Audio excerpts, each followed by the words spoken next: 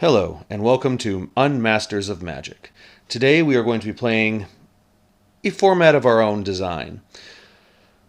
It starts off as a basic 4-player game, and you roll the dice. The dice determine the teams. The two highest rolls versus the two lowest rolls. If the two highest rolls are sitting next to each other, it's Two-Headed Giant. If the two rolls are sitting across from each other, it's teams. And we have a funny little team format we've designed. We do these types of formats because nobody wants to sit there and watch other people play Magic. So over the years, we've kind of developed this one. The only difference between basic teams and two-headed is you can't see each other's hands. You have 20 life each. And when one of you reaches 0, you start leeching the life from the other player. So you don't have common blockers, you don't have common defenders, you don't have common attackers. You do your turns separate as normal. Let's do a game. Turn 1. Roger starts with an island. Mike follows that up with a forest. Tim follows that up with a Boros Guild Gate. Dave uses a Hearthstone mulligan to shuffle in some cards, drawing back to 7.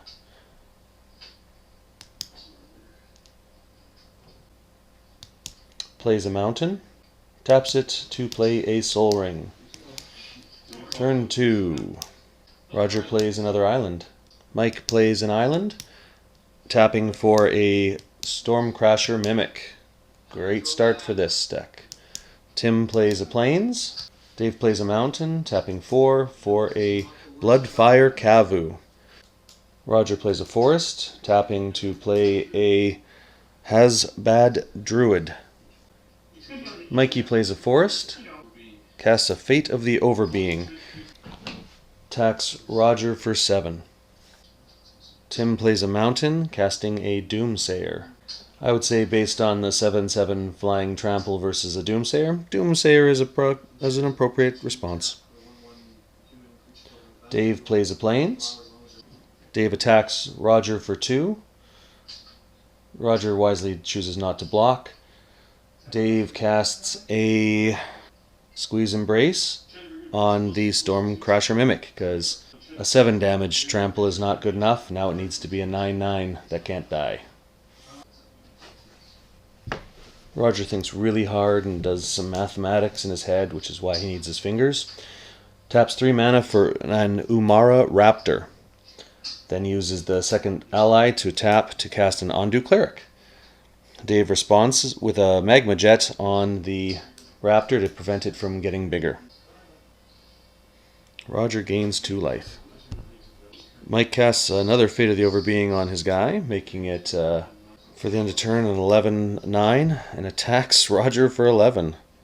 Tim casts a Mentor of the Meek. Dave untaps, attacks with his Kavu of Fire for 2. Plays a Boros Garrison, returning a mountain. Roger untaps. Roger taps for 5, plays a Turn Timber Ranger. Dave responds to the counter being placed on the Ranger to Swords to Plowshare the Ranger, preventing the 3rd life gain and giving us just 2. Roger, out of spite, attacks with the Ondu Cleric for 1 point of damage. Mike untaps.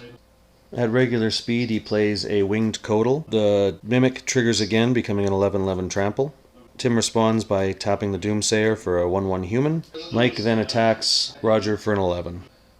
Tim draws, taps the Doomsayer for a 1/1 human, tapping a mountain to the Mentor of the Meek to draw a card.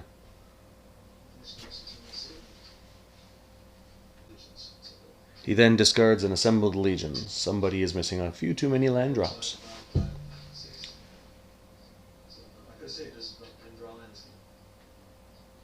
Dave plays a mountain, then casts Enduring Renewal, revealing a mountain and an Orum's Thunder.